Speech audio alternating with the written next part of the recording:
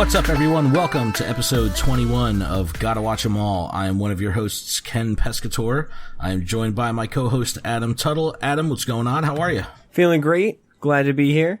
That's good. That's good. Yeah, I'm just doing fantastic.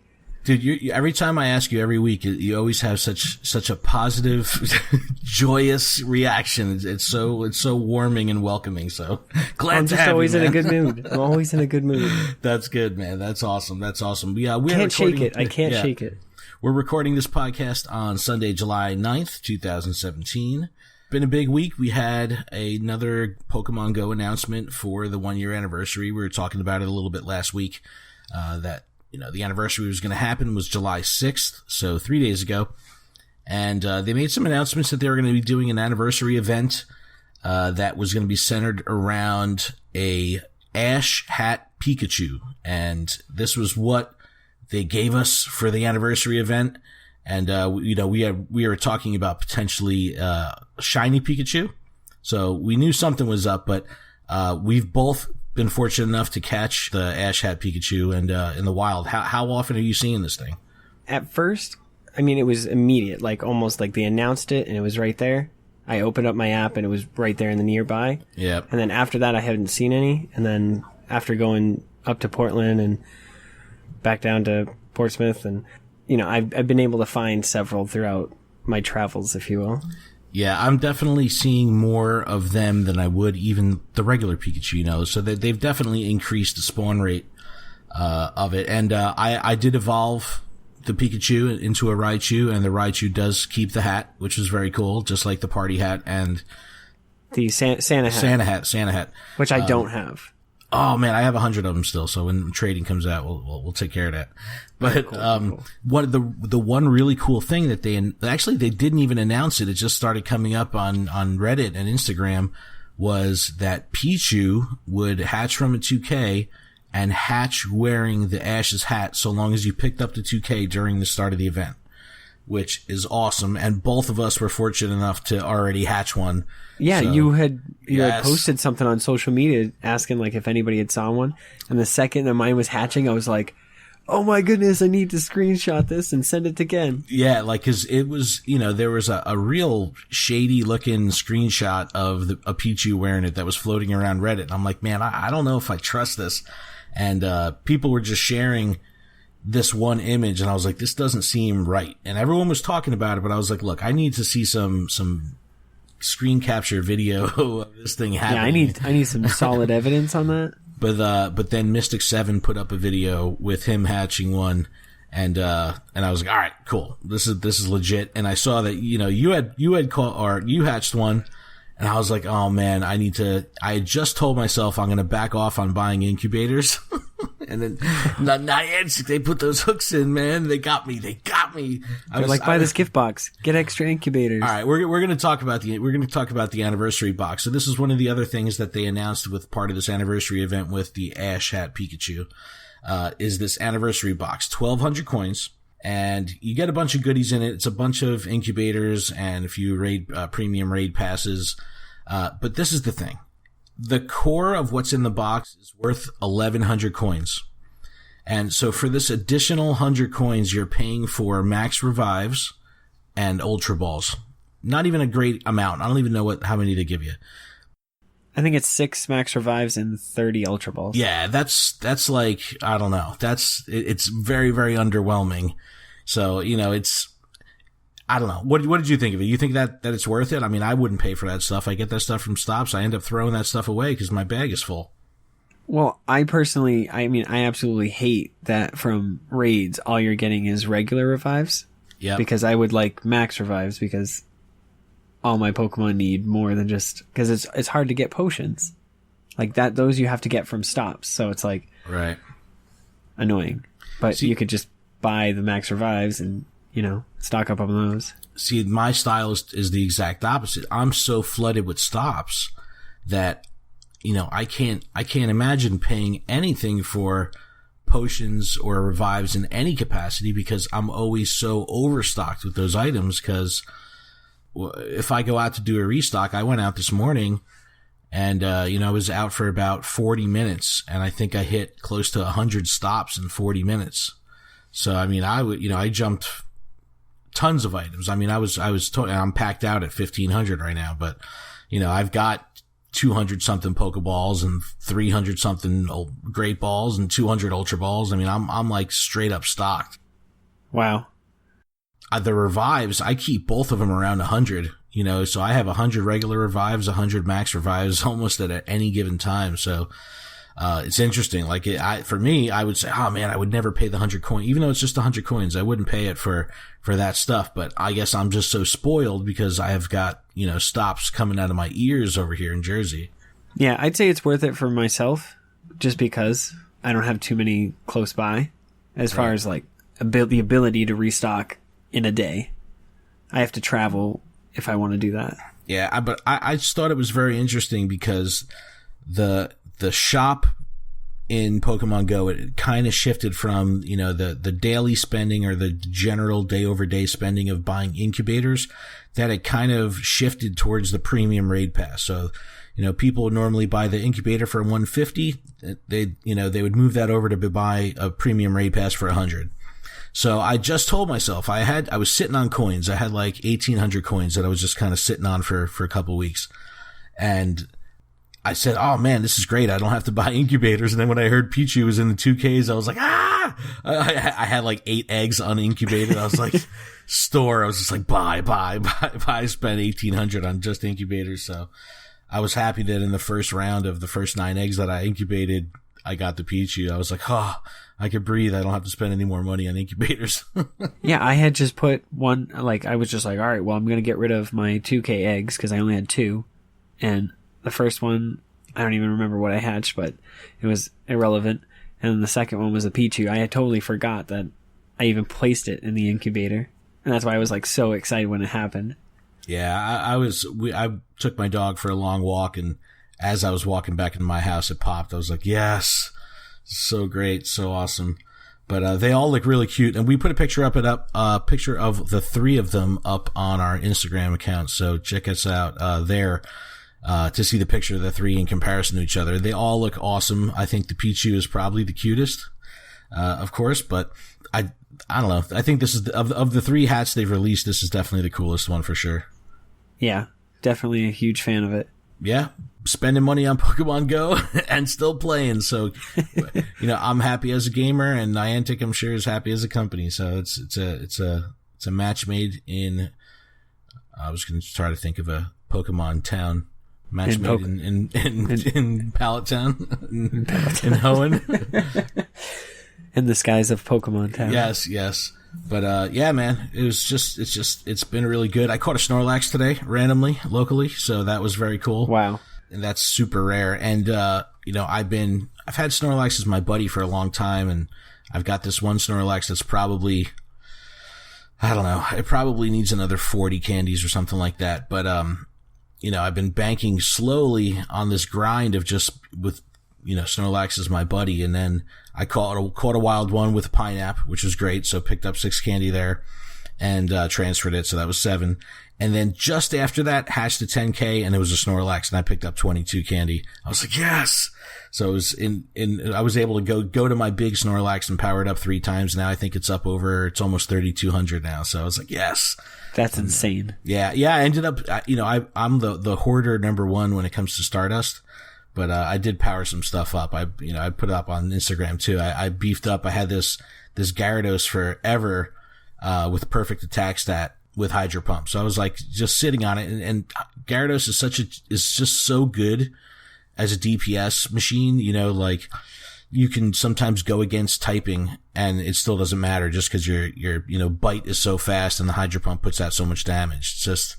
It's just a workhorse. And now I have 2 very strong bite Hydro Pump Gyarados that are both like high 3100s or something like that I could pretty much bring into any raid as a supporter, or, if it's a direct battle against, someone that's going to have weakness to the water or whatever. But, yeah, I actually spent some Stardust. Now next up is my Machamp is what I need to work on. So that's next on the, I need candy. I'm super jealous of your Gyarados.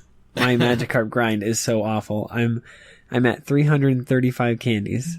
Yeah, and have you've evolved one before, right? I've never evolved one. Really? I saw one randomly on the radar, but it was. Oh, don't tell awesome. anybody. It was on the highway. But it's I can't stop for that. Yeah. But you're at 3 something with candy? 335. Oh, so you're close, man. You're close. Yeah, That's an exciting evolution. That one means so much when you finally get to do it. Do you have any with good IVs? Not really. That's why I need to go out and raid and try and get one that has like decent IVs. All you need is the attack stat. That's all you need, because you'll still be able to get it up to 3,200 once you're like high enough level. And it just, you get TMs as needed. All you need is that bite hydro pump combo and you're solid. Because I mean, the highest CP Magikarp I own is 144. That's not bad. I mean, I've seen them in the 160s, I think, but, yeah, you just got to find that one that, is over 80% with good attack and you'll be good to go. But yeah, I really need fighting Pokemon now. That's the big hole in my portfolio as far as attackers goes. So that's next up. But yeah, I went super hard during the water festival with Magikarps, and I have this one spot by me that's right on the waterfront, and it's like a Dratini and Magikarp. It's not like a nest because they don't cluster or anything like that, but consistently every 10, 15 minutes, one or the other is gonna spawn. So I think I went out and one day caught 75 or 80 Magikarp in one sitting. It was like, that was I still haven't found a shiny, which is killing me. Yeah, maybe the one that has good IVs will be the shiny one. Oh yeah, but I always said I'm always gonna sit on 400 candy. That way, like when I get that shiny, I could evolve it to Red Gyarados right away. I don't care if it's 10 CP level 1 with the worst IVs possible. I just want that shiny Gyarados so bad. I honestly would just leave the shiny Magikarp at a gym. Oh yeah, that's a good one to just kind of grief people. But I've seen Red Gyarados in a couple gyms by me. But something else with Pokemon Go, and you sent me a screen grab of you saw an unknown in a gym, which is pretty cool. And you didn't even really know they were available, right? No, I was like, that's how rare they are. Is this real? That's how crazy rare they are. That people don't even know they're in the game. But they're there, and there's all 26 variants are available right now. So there's 26 really? of them. Wow. Oh yeah.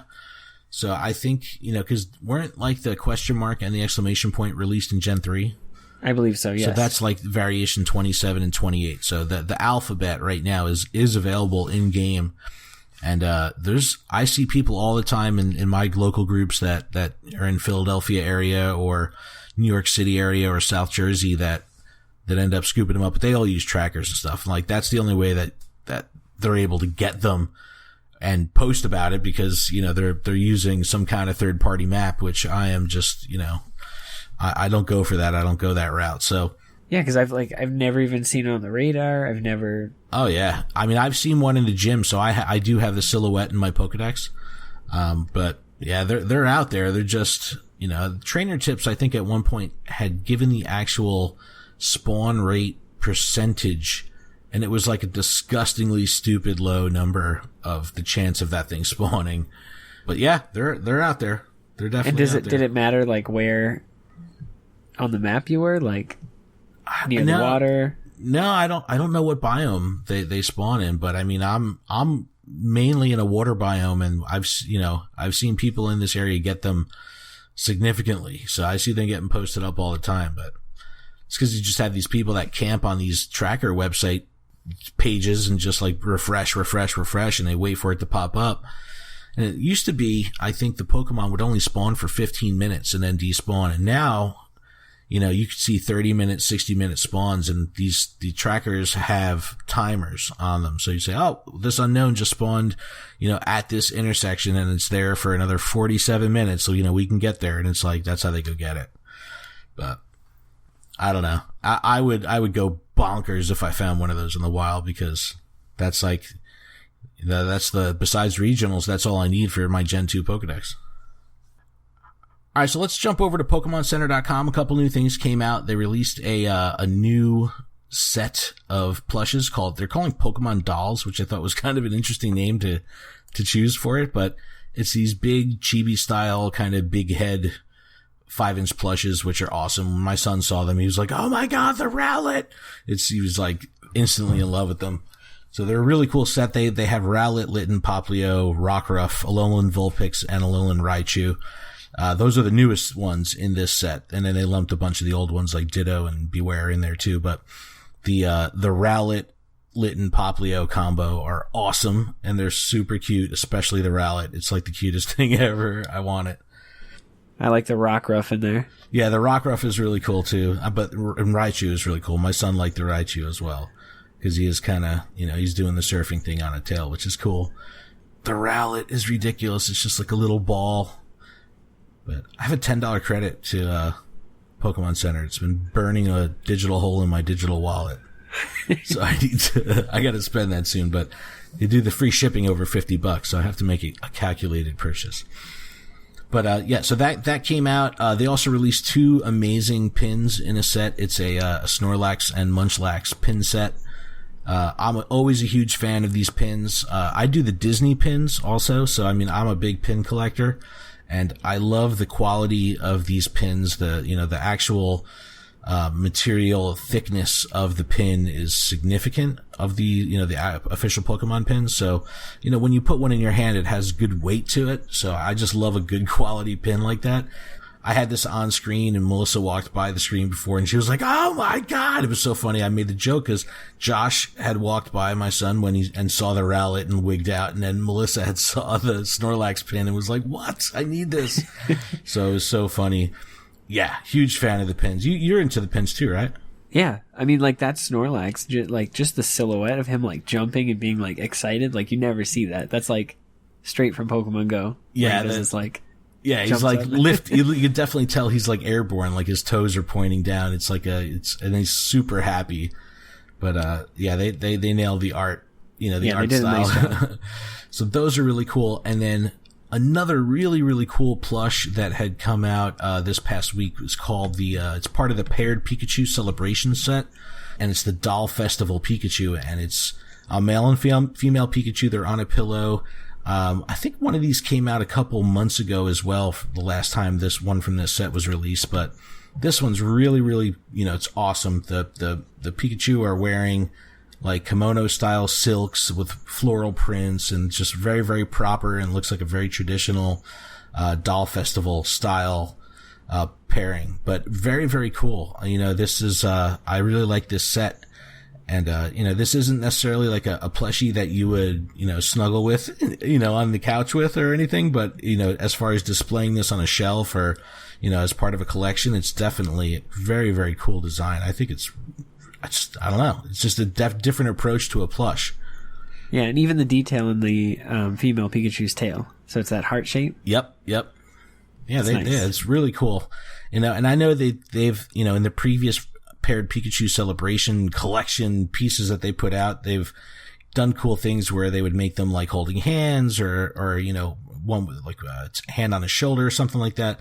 They're always just really cute, and they look really cool together. And I don't know. I just love the little silks that they're wearing. They have these floral prints on them, and they're sitting on pillows. It looks so cool. Just so neat. But $25. I think it's definitely worth it. It's I don't know, interesting take on a plush. It's a little bit different. It's more of a display piece, which is kind of neat with plushie. But that's pretty much it for the new funky stuff on the PokemonCenter.com. But we talked about last week, we started talking about the North American International Tournament in the TCG and video games that was going on. I finally did get a chance to watch all the finals matches, and John Kettler from the US, who was in the finals last year, went up against Tord Reklev, who was from Norway, and I saw very, very cool deck combinations of these two guys going at it. John Kettler was using this Decidueye Vileplume deck, and you said you had feelings on Vileplume. And yeah, Vileplume's been around in the format forever. It just stops items. That was a very interesting combination, because the deck that the opponent Tord was using was a Garbodor Drampa deck, which the Trashalanche attack that Garbodor has, it relies on items that are in the opponent's discard pile. So the Vileplume deck requires so much maintenance and so much work to, build these evolution lines out and prep for your hand, that you're constantly getting item cards discarded, and that kind of plays into the hand of the opponent. So it was just a very, very cool match. I'll put a YouTube link in the description of the podcast and on YouTube so you guys can check it out. But very, very cool match, and it was very interesting to see how these two decks that, one kind of didn't favor the other, and how it was able to kind of hang in there. And it was just a really interesting, is coming from someone that doesn't know, too much about deck building and, the real nuts and bolts of the game strategy. I learned so much from watching these matches, because both of these decks were so deliberate. Like, you have to have, it really requires you to find these cards, or you could put yourself in a bad place for 2 or 3 turns deep while you try to recover. Exactly. It's definitely worth the watch. It really is.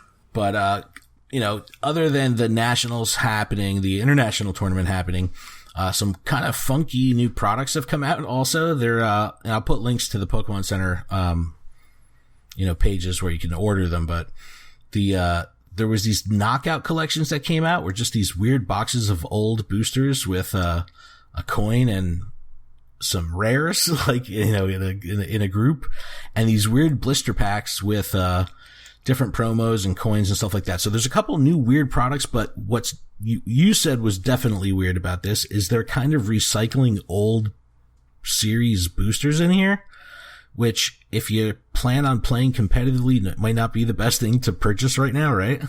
Exactly. Yeah, it's like a 1XY and then Ancient Origins and X and Y Furious Fist. So it's like Furious Fist has already been rotated, but Ancient Origins isn't, which will be rotated come September sometime. I don't know the exact date. But if you want to play competitive, buying these new products, the cards that you get, you're not going to be able to use once they get cycled out. Right. Yeah. See, that's kind of weird that they're bringing it to market. But I guess, I wonder what the numbers are as far as the penetration of actual competitive players, like the customer base that's buying the cards, versus the mass market of, non-competitive and non people that don't even play the game. They're just buying to collect. I wonder how much who that would really affect. Like, how great of their market share would be affected by the fact that these cards are going to get rotated out in a couple months. It's interesting. I wish I knew those numbers. Well, somebody knows those numbers, because they're still pumping them out. Well, that's the thing. I guess it's not that big enough of a segment that they need to even worry about that or address it. It's not like they're putting a disclaimer on it that says, hey, you buy this today, and if it sits on the shelf for, a month, that's just 1 month closer to when they're going to get cycled out. But I don't know. Kind of weird that they put these products out, but there is the cool Alolan Meowth promo card in one of these little blister pack thingies, which I like the art on. Might be worth it for that. Yeah, I mean, you're getting 2 packs. You're getting the Alolan Meowth, which is a promo exclusive to that. And then you're getting a little, collection binder. So, I mean, at pack value, that's $8. And then you're paying $1 for the little binder and $1 for Meowth. So it's definitely worth it. But the Meowth has a colorless attack. Or shadowed out attack. So it doesn't cost anything. So you would play this Meowth over any others. Right. Just because its attack is for free.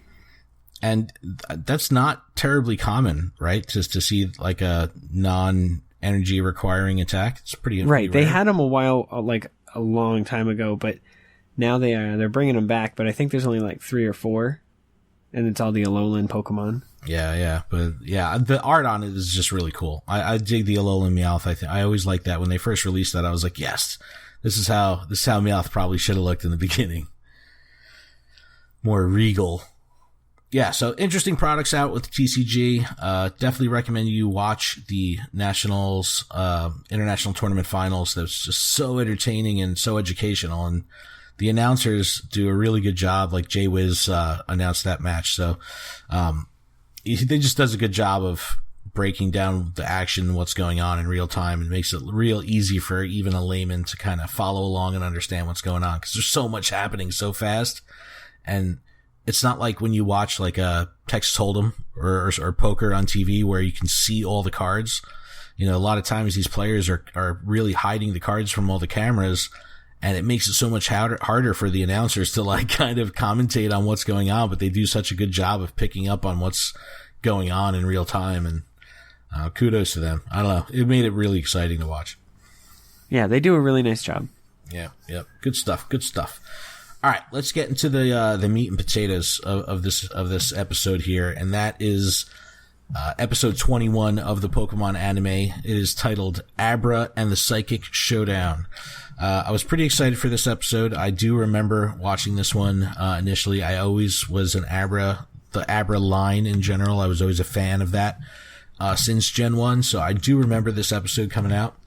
It originally aired on October 6th, 1998, so, this is getting into, we're almost towards finishing the first quarter. We're into the first third of the season. I think there's 52 episodes in season 1, the Indigo League season. And, officially this would be episode 22 because of that Lost episode. So if you Google this anywhere or search on it, it could be called episode 22 depending on where you're watching it. But yeah, original air date, October 6, 1998, Abra and the Psychic Showdown. So this episode, right from the get-go of this episode, you could tell that the tone and vibe of this episode is much darker and different than any other episode that we've seen. It starts off with some really spooky music, and you see this like little spooky girl sitting on a throne, and it's very, very weird because you kind of don't know where they're going with it when it first starts. And they kind of pan out on the little girl, and you could tell she's sitting on the silhouette of the throne, but it looks like she's sitting on someone's lap, like an adult's lap, and the eyes light up like all scary looking. And mind you, they're playing weird, creepy, almost horror music in the background, and a spooky voice, you could hear her say so then it's time for us to play. And it's like real spooky. You're like, what is going on? And, the narrator finally comes in. You see Ash and the friends walking, in a dark, mysterious, forest. And it's pretty evident right away that they're lost again, and they're in a forest at night. You obviously don't want to be there. But they're on their way to Saffron City, and Ash and Misty are immediately going at it 2 minutes into the episode. They just start arguing with each other. They're taking pot shots at each other. Brock tries to break the whole thing up and kind of gets into it with them as well. And as they're arguing, they notice in the distance this girl. Now, this is the girl that they kind of cut to in the very beginning of the episode that was sitting on that throne. So they see this little girl in the distance, and they kind of call out and say hey, do you live around here? We're lost. We need directions. And the girl kind of just wanders off. Okay, and so this point, the girl's running off. They're in the middle of the woods. It's dark. It's foggy. Ash just starts chasing her, and then he's like, "We need directions." I know, it's so funny. But she's just she's already gone. She is gone. And so Ash is chasing after this girl, and he falls. He falls right off a cliff, and the only thing, everything that I was thinking about at this moment is he's falling. He does he turns his back towards the way he's falling, and he throws a Pokeball out. And I'm like, oh man, this is because he calls out Bulbasaur and tells it to use Vine Whip to essentially grab him. This was the coolest. It was so awesome. It was so cool. It really was I'm trying to think, I'm this is Spider-Man / Indiana Jones moment. That just happens here. He pulls him up, and it's he saves him. But it happened so fast. It was such a quick thinking move by Ash. It was like an Indiana He's I'm not Jones. dying. Exactly. I'm not dying. He had no fear. He was just I got this. I mean, at first, as he's falling, he's but he's just fearless. Boom. Got this. He gets back up. Brock and them, they're all where'd the little girl go? And then in the distance, you can see Saffron City, and it's this city looks huge. Yeah. It's tons all of buildings. Yep. Everything's lit up. And Brock tells them, Sabrina's the gym leader of the Saffron City gym. So defeat her, earn a Marsh badge. And that's all Ash needed to hear. Mind you, he just almost fell to his death off a cliff. But as soon as he ready to go. Exactly. As soon as he heard gym badge, he's like, yo, let's go. That's where we're off. And, 2 seconds later, they're arriving at the gates of Saffron City. Now, there's been in previous episodes when they arrive at the city, there's always some kind of interesting thing, like when they arrived at Porta Vista or when they arrived at Cerulean City, like there's weird things that happen, and arriving in Saffron is absolutely no different. And they're greeted by 2 women that are like, dressed in Hawaiian style garb. They've got like grass skirts and lays on, floral headdresses, the whole 9 yards. So as soon as Ash and them walk through the gates, they put a lei on Ash, and they kind of announce that they're celebrating that they're the winners of some crazy contest. And Ash is like, what do you mean? How could we possibly be winners of a contest? All we did was walk in. And these 2 Hawaiian clad women, say, oh no, you guys are the 1 millionth and first, second and third people to visit Saffron City. So, you've won this great grand prize. And, Ash being the 10-year-old kid goes immediately from having suspicion to like, oh, all right, cool. I'll follow you. And, you could tell he thought something was fishy, but, once he realizes that he's a winner, he's kind of all on board. And, these 2 women, start doing this whole hula dance, and they start singing this Saffron City song, which is like just obnoxiously ridiculous. They're like, come follow us to the grand prize room. And it's this giant skyscraper. Now, when they were overlooking Saffron, you definitely saw that this wasn't a village type city. Like this was very urban. It looked like apartment buildings and skyscrapers everywhere. So like that's what the city kind of looked like. So they show them go into the skyscraper, and they walk into the grand prize room, and that's where, the whole thing. So as they enter the room, the 2 women look at each other and kind of wink, and you kind of know something is about to go down. And 2 seconds later, one of the women grabs Pikachu, Pikachu's just walking and strolling in like thinking he won a prize, and grabs Pikachu. You hear from one of the women that grabs the Pikachu this deep, manly voice that comes out of her, and you're kind of like, what the heck is going on? There's a lot of what the heck is going on moments in this episode. Yes. But clearly, from watching the show, this is, it's obviously Team Rocket. It's Jesse and James that are dressed up as these hula girls. And, the Ash and them don't pick up on this yet, but you hear James' voice, coming from this woman's body. And it's the weirdest thing because he's dressed up in drag before, and yeah, but this is unlike anything you've ever seen, because this is like full on different face. It's so convincing. Yes. It's like he got full like celebrity makeup job to make him look like a different person, but this was the best disguises they've ever had. But you hear James' voice coming from this, you're looking at a beautiful female, animated character on screen, and you hear James' voice. It's definitely weird. But they don't pick up on it yet. And, Ash is, sees him grabbing Pikachu. He's like, whoa, what are you doing? You can't do that. And Jesse, who they don't know is Jesse yet, just steps up and straight stiff arms Ash right in the face, like really bad, like right in the face, and kind of knocks him back and, says that, all you've won is a trip through the warp tile, and mushes Ash in the face, pushes him back, knocking over Ash and Misty, and they land on this warp tile and completely get warped. And they just disappear and they're gone. They're out of this room. Well, I mean, if you've played the original Game Boy games, this is like the most annoying and frustrating spot in the entire game. I think there was a Cerulean City gym. Was it the Cerulean City gym? I remember there being one gym that was like, I believe it's this one. Is it? You had to keep going. Is it from here? Yeah, you had to keep going through all the different tiles, and it was just that's awesome. And then if you had to like walk past the trainer in order to get to the next tile, yes. But they would battle you. And yeah, so it's definitely a call out to the original Game Boy game. And I mean, there's also a Pokemon card at one point that came out with Warp Point, which I think was a call to that as well. Oh, interesting. That's cool. It's now been reprinted, and now it's called Escape Rope, which is in format now. It just switches both active Pokemon. Okay, back to the episode. So, they go through that warp tile, and Ash is like, where are the prizes? If we're in the prize room, right? The prizes. He's still looking for prizes. The Pikachu gets kidnapped. He's still worried about prizes. Like where are you about your Pikachu? He just got stolen from you. And then Brock's like, there's no way out, because he's like, there are no doors, there are no windows. Then Jesse comes out on loudspeaker and says the warp tile is the only way in and out, which is like, oh man. So they have to do it again. Then a TV screen lowers, and then the women come on and say, you're watching the Prepare for Trouble, Make It Double show. Yeah, they still don't know they're talking to Team Rocket.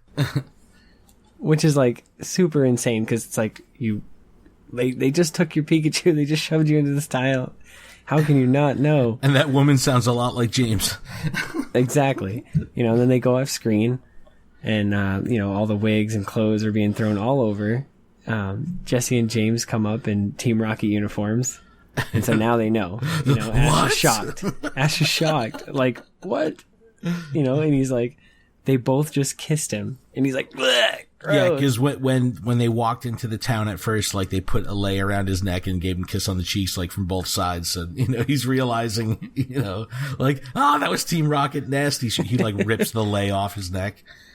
And then, cue the original motto. And then Ash and them are just like ignoring them. Yeah. As they're doing the motto, this is through the TV screen in this little like trap room. They cut out and they show Ash and them like eating a meal, like with their shoes off, just completely ignoring them. It's like the funniest thing that they threw that in. And they're like, why aren't they watching? And Misty's like, their show is boring. Ash is like, yeah, it'll get canceled pretty soon anyways. So Team Rocket is like super salty about this, like that they're getting ignored and like getting called out saying that their show is boring. So they go, oh, well, you know what? We have something that's going to grab their attention. And they kind of pan the camera back and you see, Pikachu completely bound up, with like tape over its mouth and, Meowth holding it hostage for the most part. And Ash is, fired up. He demands to get the Pikachu back. And, they cut to the room that Team Rocket's in, and they're in this TV control room. And, just as their Pikachu is on screen, the screen goes black into static, and they cut to Team Rocket, and they're kind of like, oh man, something's wrong here. Something's wrong with the connection. We got to get this back online. We got to fix it. And, Meowth is standing there, but kind of like, trying to get their attention, and Team Rocket's just being super impatient. But he's like, wait a second, who's the kid?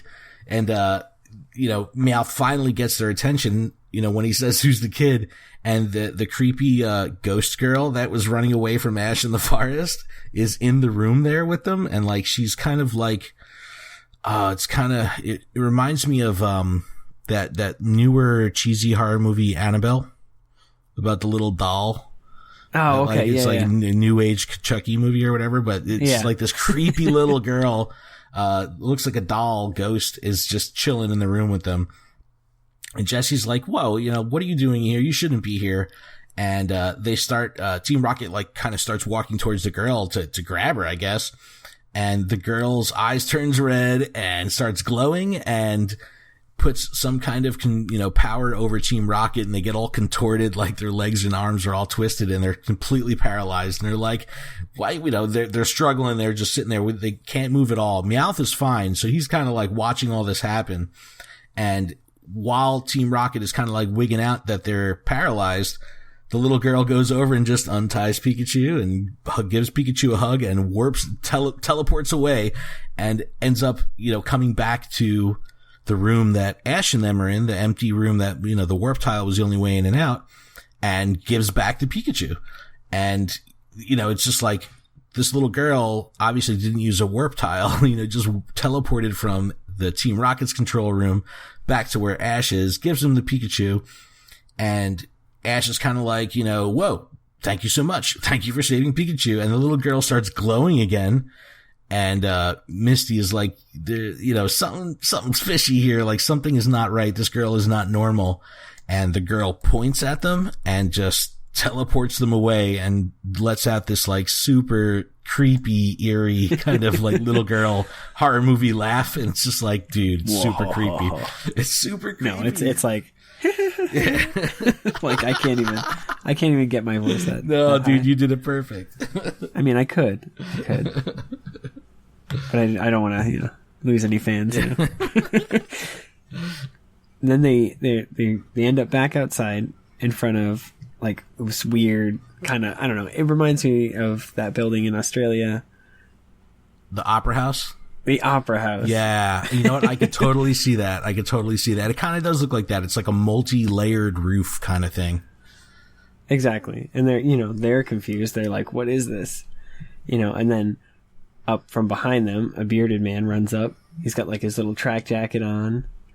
And he's just like jogging in place while trying to talk to them. Yes, it's great.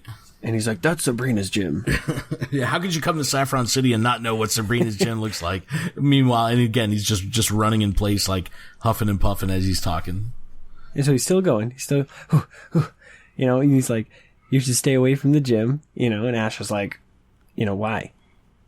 And then the guy just runs away. He just runs away. It's like, what? Like, oh, thanks for the warning. Exactly. Why? Like, why?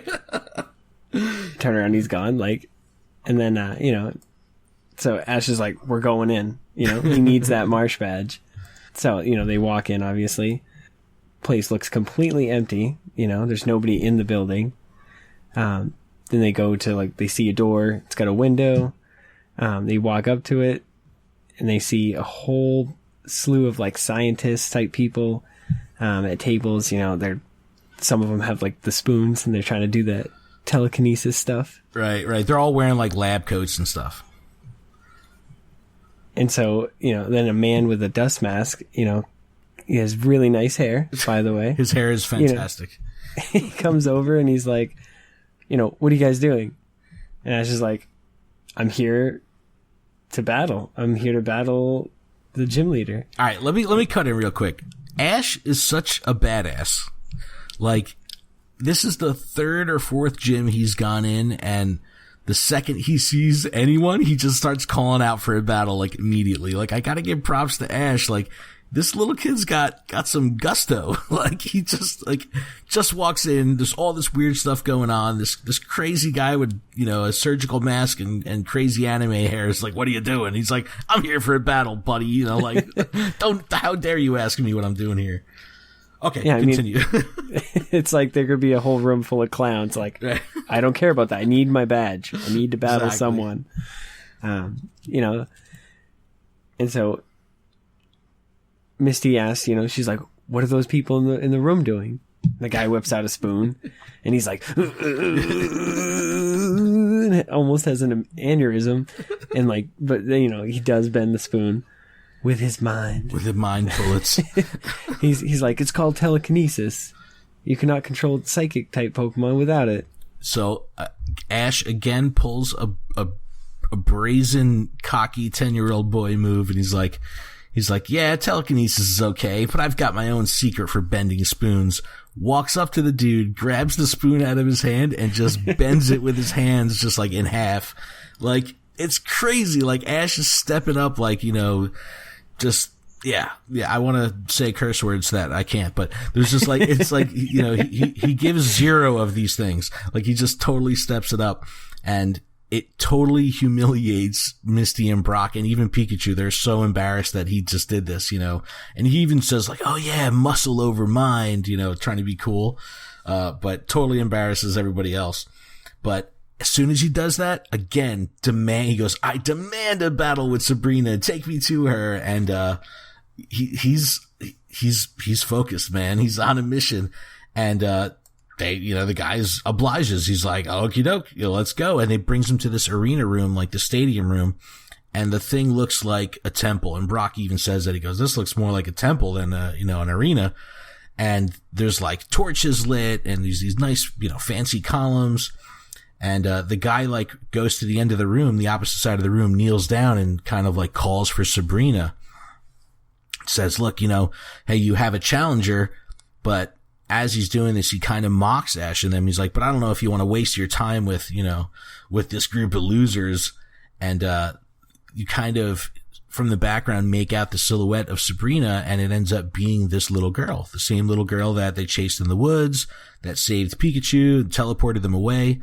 So, Ash and them immediately have this connection, but Sabrina, her eyes turn red, and they starts doing telekinesis on the guy with the surgical mask and fantastic hair. And like the guy starts like wigging out, and he's like, I'm so sorry. I'll never pass judgment, on your challengers again. It's not my job to decide who you battle and who you don't. And the dude runs off. So this little girl is no joke. Like, she's got followers, and she, is not afraid to use her powers on humans. So really, really intense. And again, we were talking about how this episode has a different vibe, kind of with the spooky music and, all this mind control stuff that's going on now. But, Ash, even seeing this and even knowing that this is just a little girl, in a cocky voice says, hey, I demand a match. I need this marsh badge. And, but Sabrina's cool. She nods, and then like a little kid happy voice, she's like, I would love to have a match. Like she's ready. She's down. And, it's just funny that this whole thing has culminated to them meeting the little girl that's kind of been popping in and out of the episode since the beginning. And, Ash just doesn't care. He's just like, all right, I'm focused. I'm here for a battle. Let's do this. And the girl's into it. She's like, all right, I'll battle you, but I have one condition. If Ash loses, him and his friends will have to play with her.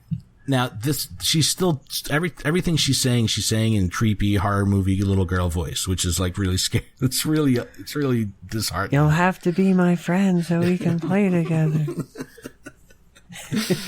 And Misty and Brock, they're like, whatever. They're not nervous, but she's like, don't let your guard down, Ash. And then, the lights come over on Sabrina, so we finally see the silhouette of Sabrina actually become Sabrina. So the lights come on over Sabrina. The camera pans up, and she's sitting on a woman's lap. Call back to the earlier in the episode where, the episode started. Right, you saw the silhouette. And the woman says, time for us to play. And then the doors of the arena slam shut. And Ash is like calling her out. He's like, are you the real Sabrina? Yo, Ash doesn't care. He has zero things to give. And then so Sabrina, she stands up and kind of floats off of the throne down to the stadium area, and all the lights come on. She calls for a one-on-one battle, and Ash is like, all right, you got it. Sabrina calls out an Abra, and the little girl creepily lets go of the Pokeball. And it just bounces down, and then out comes Abra. And Ash is, of course, he sends in good old faithful Pikachu. And Pikachu's like, all right, I'm ready to go. And he's doing little punches and everything. It's it's super cute. But it's he's super confused because Abra's on the field sleeping. Right, exactly. like eyes closed, just knocked out. And Ash is like, are you guys making fun of me? So he pulls out the Pokedex, and the Pokedex is telling all about Abra and that he can use telekinesis in its sleep. Ash, tells Pikachu to use Thunder Shock, but, before it hits, Abra teleports out of the way and then, appears right behind it, standing and awake. Yes. And now when Sabrina's giving the commands to the Abra, you hear Sabrina's voice, but she's kind of doing it through telepathy. So this is kind of a callback to when the dude with the fantastic hair was the only way to control psychic Pokemon is to understand, telekinesis, and you have these telekinetic powers. So she's giving the commands and the attacks through telepathy to Abra, which I thought was very, very cool. Misty and Brock see this, and even Pikachu is kind of whoa, what the heck is going on, with the teleportation. This is the first time they've encountered a psychic Pokemon. And, Sabrina then calls them childish fools. And right then and there, when the Abra appears behind Pikachu, the Abra evolves, and you have this giant Kadabra that breaks out.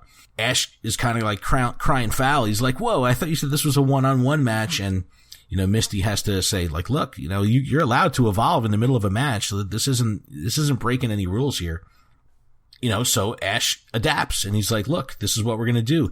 Pikachu, I want you to fill this entire stadium with lightning. It would be breaking the rules if the Pokemon were to leave the stadium proper by any means, even teleportation. So he says to Pikachu, like, fill the whole room with lightning. And that way, no matter where the Abra teleports to, it's going to get hit by lightning. So Pikachu creates this like giant electric storm that kind of like all goes up to the ceiling and just starts raining down these giant bolts of lightning, that are pointed and kind of, all focusing right on Kadabra. And, just as it's about to hit, Sabrina, again, through telepathy, commands Kadabra to do confusion. And I kind of like the way they did this confusion attack where, from the games, card game or from the video games, if you're confused, you have the chance to hurt yourself. So I kind of like how they put a spin on it and showed it, play out in an actual battle. But Sabrina commands Kadabra to use confusion. And just before the lightning hits, it kind of redirects all that lightning right back at Pikachu. And Pikachu just completely gets rocked by all of this giant lightning that it had just created for the whole room, all focused together into one bolt and just totally blasts Pikachu with his own power and kind of knocks Pikachu right on his butt. Like Pikachu's laid out and, Ash is straight concerned at this point. And, but he's cheering on Pikachu. And little does he know, the Kadabra is starting to use telekinesis powers on the Pikachu and kind of makes the Pikachu like rise up where it almost looks like it's on his feet. So Ash is like, yeah, Pikachu, like, don't give up. You got this. And Kadabra starts mocking the whole situation and makes Pikachu do a dance, like through these telekinetic powers, and Pikachu's just knocked out. So he's kind of like just dazed and confused and doing this little dance. And Ash, again, doesn't know that this is Kadabra trolling him.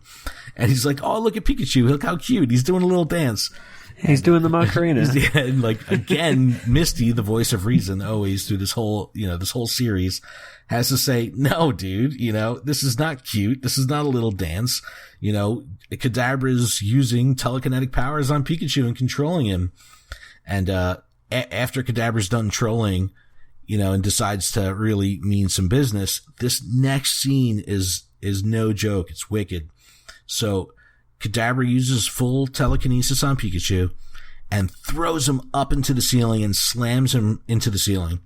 And then as soon as he hits the ceiling, he brings him right back to the ground and slams him into the ground. And it is brutal the way they animate it. And he does this 3 times. Up, down, up, down, up, down. Pikachu is just getting rocked. And Ash is forced to step in. He's like, stop the match, stop the match. Grabs Pikachu, kind of looks at Sabrina and is like, look, I forfeit. I can't do this anymore. And the little girl kind of smiles and, says, okay, now you guys have to play with me, and teleports them all away. And that's when this episode starts getting weird, man, like totally ridiculously weird. It takes the craziest turn from here. Yeah, because it's still confusing as to how telekinesis right can shrink people. I don't know. All right, so they get teleported into this like beautiful looking neighborhood, but it's completely deserted. There's nobody there. So they walk into a house, like they notice that the table's set with tea and cake, and they're just like, well, I know Sabrina wanted to play with us, but we're gonna eat lunch first. If there's food, they're going for the food no matter what. That's what same thing with Team Rocket. Yep, they exactly. Everybody's kind of like doing their own thing, but Brock, he's the first one to take a bite out of the cake, and he's like, oh, this is a fake. And so like Ash is walking down the hall, and he's like, he opens the door, sees a woman taking a bath, and it's like, he's like, oh no, I'm sorry, he covers his eyes. I didn't think anyone was here. And then like, Pikachu's yanking on his pant leg, and he's like, no, like, look again, and it's actually a doll. But it like seems to have like life to it. So creepy level is increasing as we go. Yeah, right. So we have fake food, nobody around, but like dolls that are alive. Taking baths on their own. Right. And the water looked real.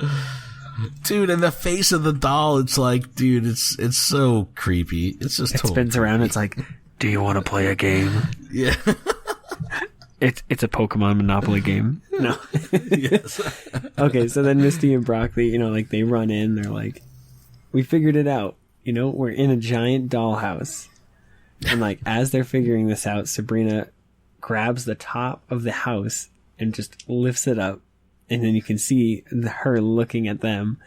And it's a big Sabrina. And they're like, oh, she's pretty small. Or yeah, something like that. Where it's like, she's not so small anymore. And he's like, no, we're the small ones. Right. And so the big Sabrina, she puts her hand in and tries to grab them, but they book it right before her hand just like slams into the toy box. Or, well, the house. They realize that, you know, they're trapped. They can't get anywhere. And they finally, like, they're just running. They're just running as fast as they can. They hit a dead end. And in this dead end, it's a framed picture of the little girl and her family. Right. Extra creepy. So it's like of the little girl, but she doesn't look creepy. She just looks like a cute little girl in this photo. And so, you know, they're like, there's no way out. This is it. And you see little Sabrina, and it's like a horror movie. She's now in the toy box, and she's like, I want to play catch. And she's, you know, 4 times the size of them. Maybe more. I don't know. My math skills aren't that great.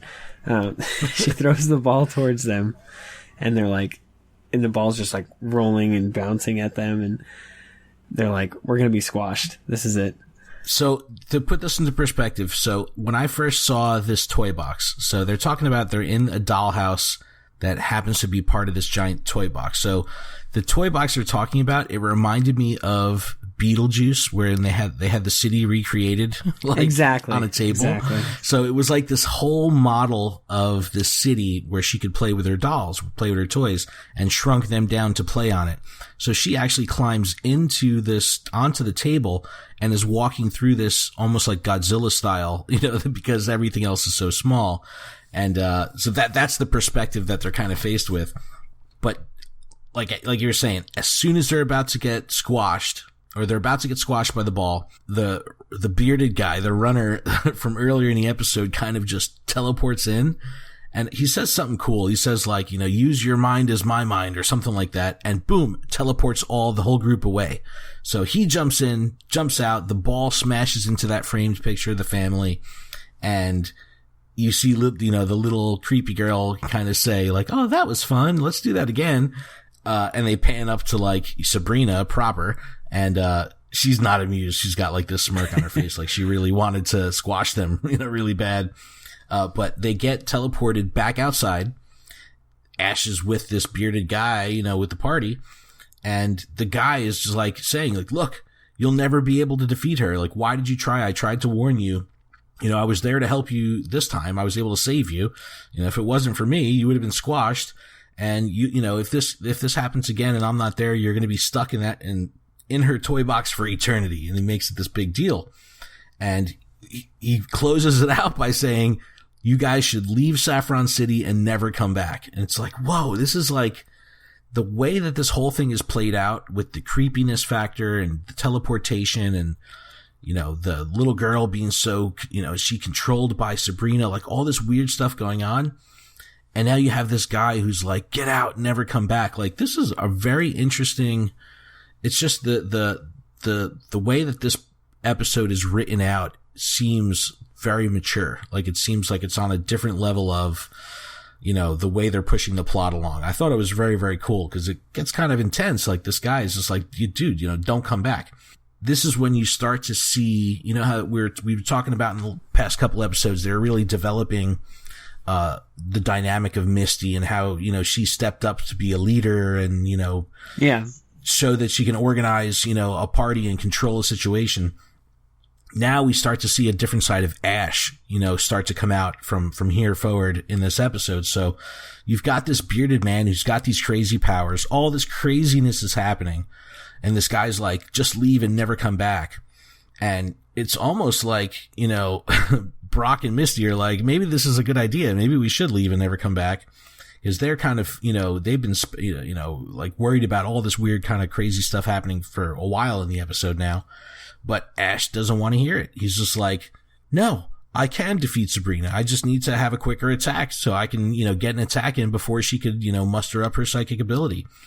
And this guy, the bearded man, kind of takes offense to this. Like, you know, you're not taking me seriously.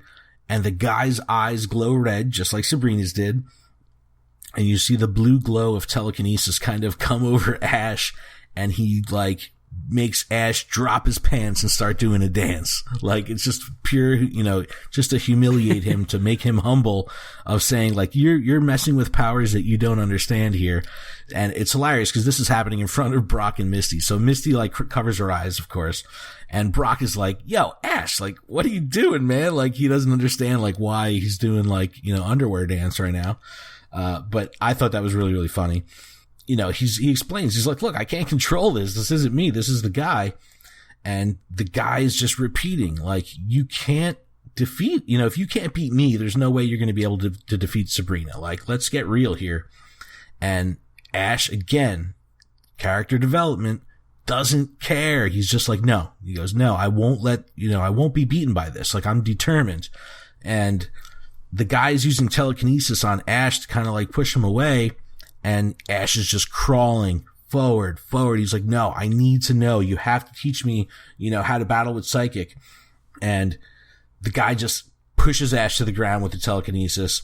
And Brock and Misty at that point are like, Ash, like, give it up. You know, you're no match for telekinesis.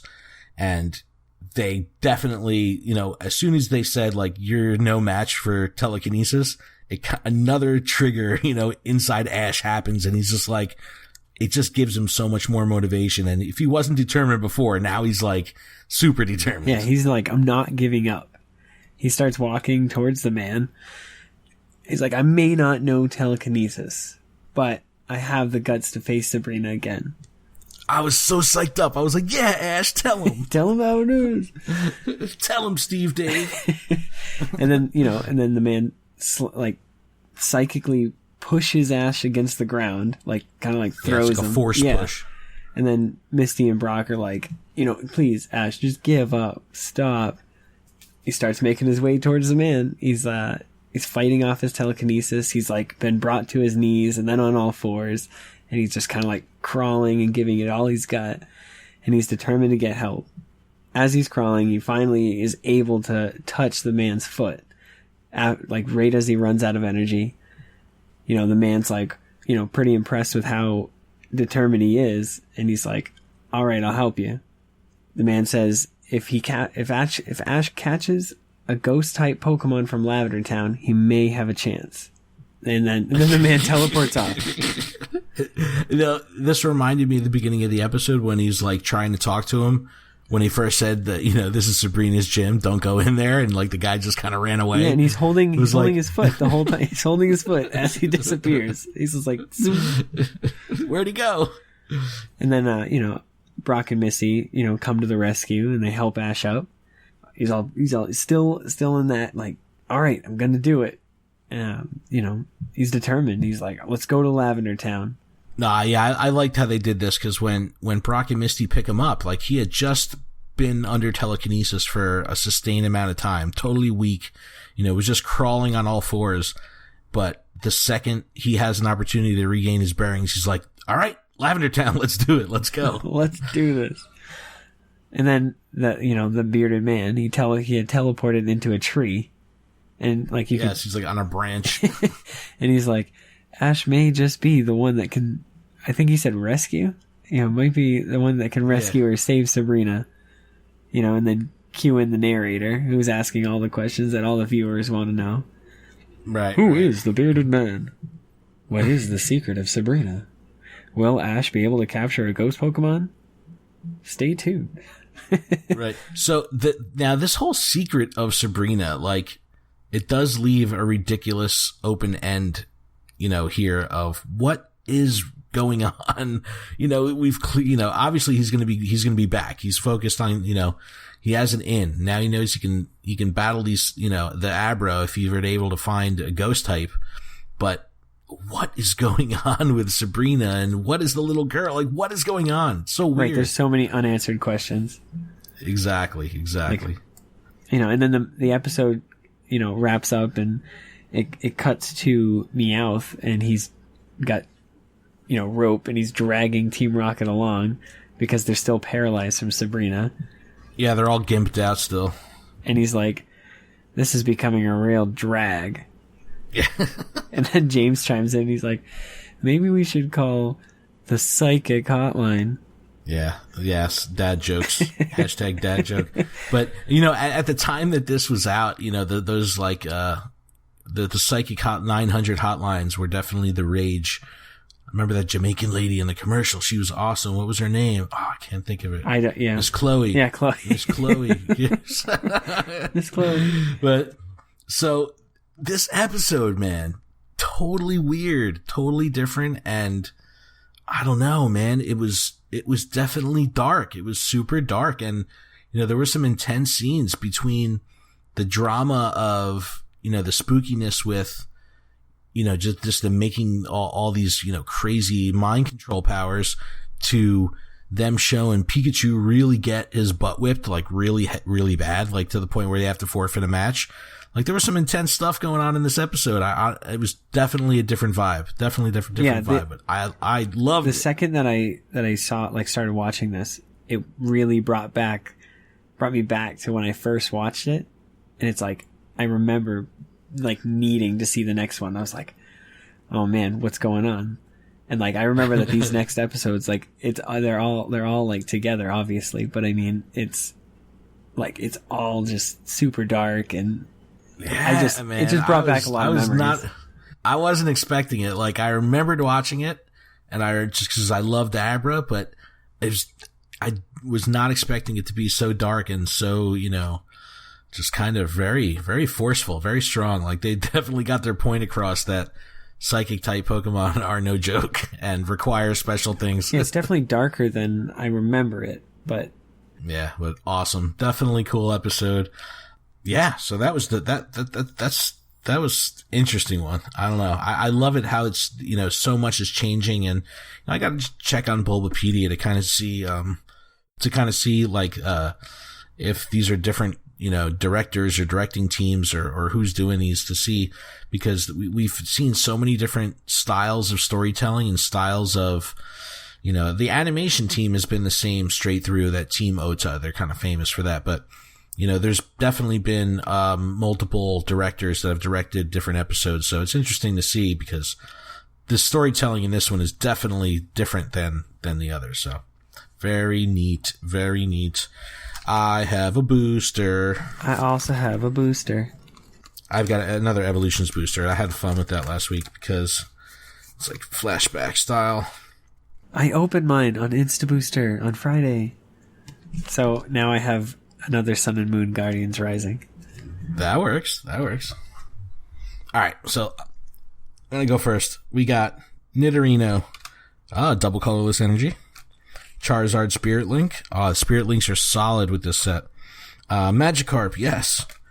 Electric Energy, Caterpie, Ghastly, Diglett. My reverse is a Water Energy. And my rare is a non-hollow Mewtwo. I'll take it. I just pulled one of those. Nice. That's so funny. Seeing these cards, it's just such a throwback. Such good times. Good times when I had no cares, and I would wake up at like 5 a.m. to stand online at Toys R Us to get a promo card. Those were the days. All right, so I'm opening my pack. All right, so I've got an Alolan Geodude, a Mudbray. I've got an Alolan Sandshrew, Cottony, a Bellsprout, a Trainer Choice Band, a Trainer Altar of the Moon, a Machoke.